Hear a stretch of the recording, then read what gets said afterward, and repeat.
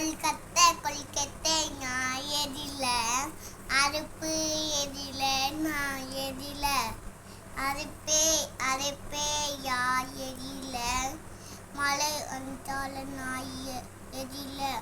மலையே யா பேஞ்ச புல்லு அல்லற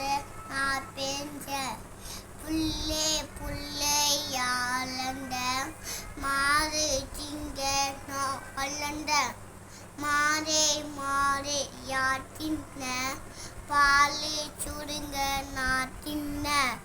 பாலே யா சுருண்ட குழந்த அரிசி நான் சுருண்ட